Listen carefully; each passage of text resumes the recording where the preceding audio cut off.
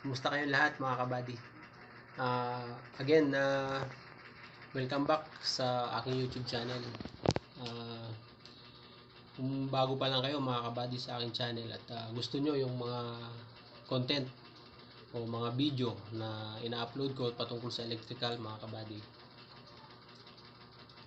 subscribe na kayo mga kabady sa aking channel para updated kayo sa mga video pa na i-upload natin o i-upload natin in the future. Sa video na to mga kabady, nakikita nyo sa background ko, ayan mga kabady, sa video na to i-discuss natin kung ano yung pagkakaiba between to round meter base or round meter socket, ayan, at square meter socket or square meter base at rectangular meter socket or rectangular meter base. So sa video na to mga kabady, tatalakayin natin yung pagkakaiba ng tatlo. Although yung nakikita nyo mga kabady, dalawa lang to, no? Isang circular at isang rectangular. So wala tayong square meter socket or meter base. Pero yung square meter socket or meter base, so hindi siya nagkakaiba dito itsura. So ito rectangular to mga kabady. Ayan. Mas mahaba yung dito kaysa dito, kaya rectangular siya mga kabady. So yung square meter socket, parehas ang sukat nun. Yung sukat dito at saka yung sukat dito, parehas. Kaya nga square meter socket. Ngayon, ano nga ba ang pagkakaiba ng tatlo mga kabady? No? So bilang nagtatrabaho sa electrical, so kailangan alam din natin ang pagkakaiba ng tatlo: circular, square, and rectangular. Okay, umpisahan natin mga kabady. Dito sa square meter socket, no? Generally, itong square meter socket natin, generally ito ay rated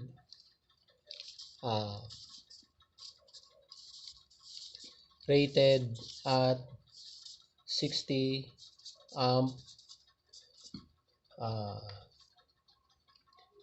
service. Ayan. So ano ibig sabihin nun mga kabady? Ibig sabihin, ang pwede nating ilagay na wire dito ay ang pwedeng i-accommodate ng meters ng circular meter socket na to, ang pwede niyang i-accommodate na wire ay may ampacity na 60 amperes. So ano bang wire? Ano bang wire yung may ampacity na 60 amperes na pwede nating gamitin dito sa, o pwedeng magkasya, no, dito sa kanyang entrada mga kabady. So ano bang size ng wire? Yung merong 60 amperes ampacity. So makikita nyo dito yung wire na may 60 amperes ampacity is number 8, no? Number 8 or 8.0 mm square. Yon. Ang ampacity niya is sa table natin, ang nakalagay lang doon is 50 amp, no? 50 amperes ampacity. Ayan, mga kabady. Yun ang ibig sabihin nun. Generally sa pangkalahatan, itong circular meter socket natin ay rated at 60 amperes service. Pero mga kabady, yung modern sa ngayon, yung mga modern meter socket natin ay rated sila, yung mga modern, yung mga bago, no, ay rated at 100 amp service. So, anong ibig sabihin nun? Pwede nating o kaya pang i-accommodate ng square meter socket na to yung wire na may ampacity na 100 amperes. So, anong size ba ng wire?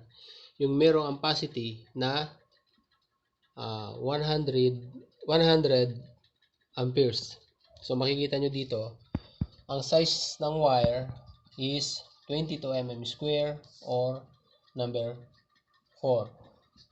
So, yun. Ibig sabihin nun, yan 22 mm square na yan is kaya pa i-accommodate ng circular meter socket. So, papakita ko sa inyo mga kabady, no? Ito, mga kabady. Ito, 22 mm square. Yan. So, mapapansin nyo, maluwag pa siya, no? Maluwag. So, dalawang 22 plus may yung grounding. So, kasya pa, no? Kasya pa. Kaya pa siyang i-accommodate ng circular meter socket natin. So, yon mga kabady, no? Okay? So, ano pa ang kayang i-accommodate ng ating circular meter socket? So, makikita nyo dito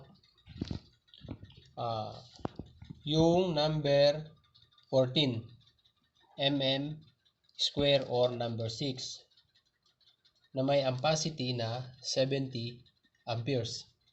So, kaya pa rin i-accommodate ng circular meter socket na to ang 70 amp ampacity wire. So, yun, mga kabady. Okay? But generally talaga, no, yung circular natin is rated only at 60 amp. Yung mga amperes. Yung mga modern na circular meter socket ngayon is up to 100 amps. At ito, yung mga wires na kayang i-accommodate ng modern circular meter socket or meter base. Okay, mga kabady, klaro tayo doon. So, punta naman tayo dito sa square meter socket. Ang kayang i-accommodate ng square meter socket, no, is up to 125 amp service. So, makikita nyo, kapag lumagpas na o nag-exceed na ng 100 amp service, ito, kung nag-exceed na siya sa 100 amp service dito sa circular meter socket, ang i-require ng ating power company ay gumamit na tayo ng square meter socket or square meter base. See? Ayan, makikita nyo. Ano ba yung mga wire na may ampacity na 125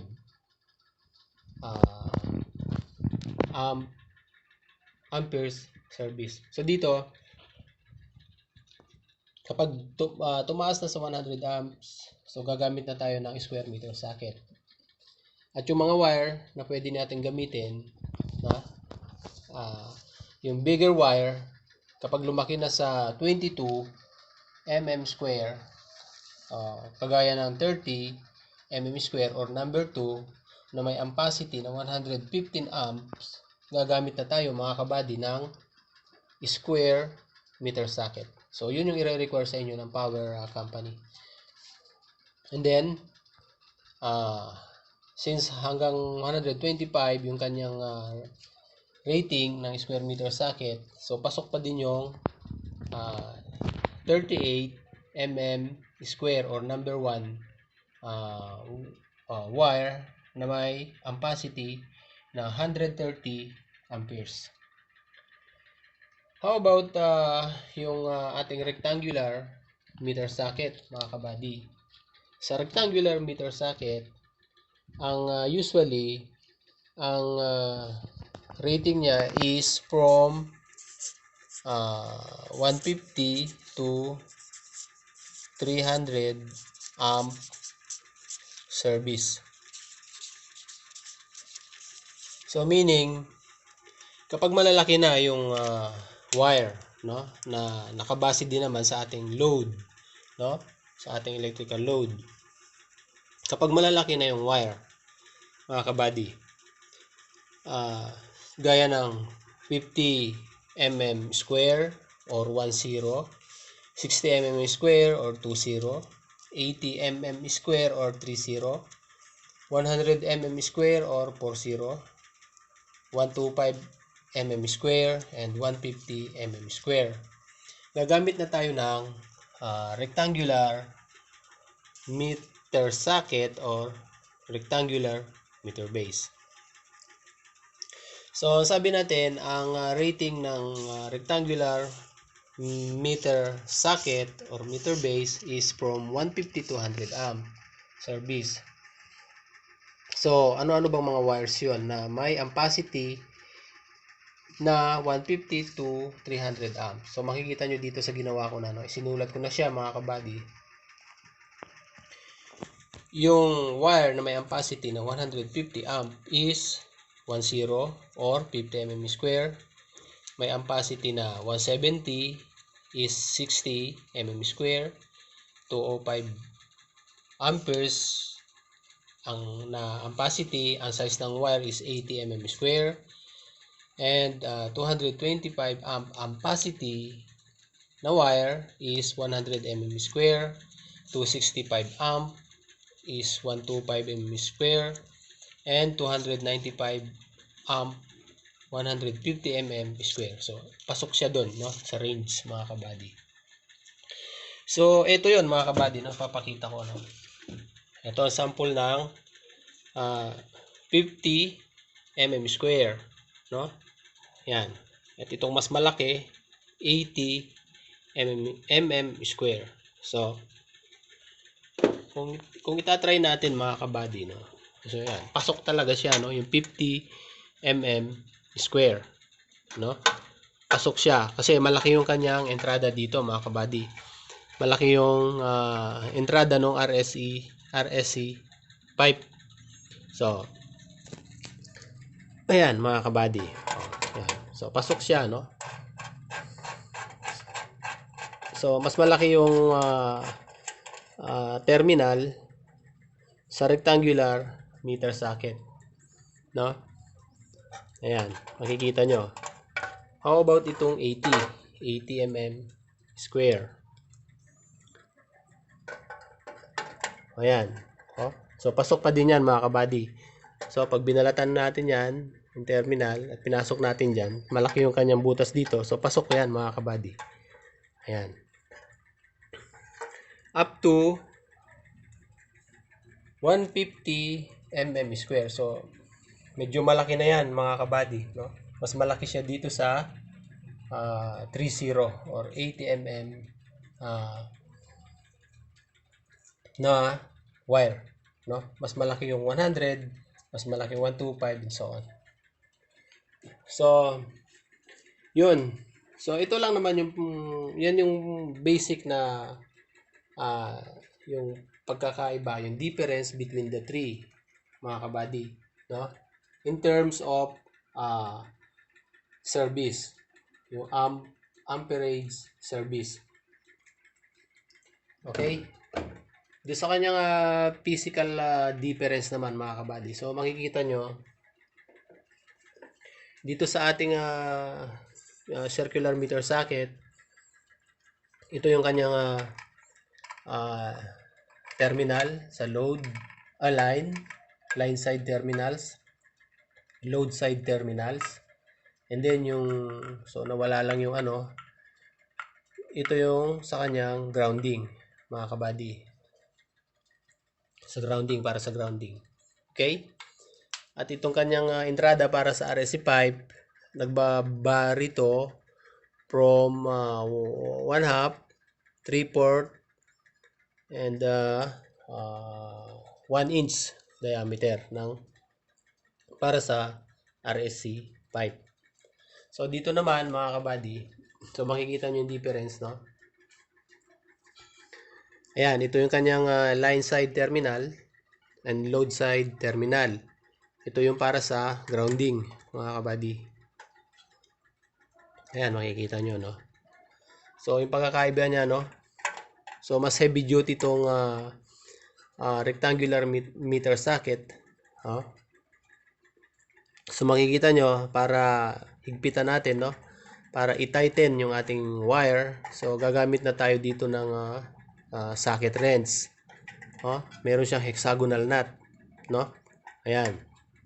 Kasi mas mataas yung torque nito na kailangan para mahigpitan yung mga wires natin sa line side and then sa load side. So dito naman sa sa circular meter socket or meter base, so yan yung kanyang terminal.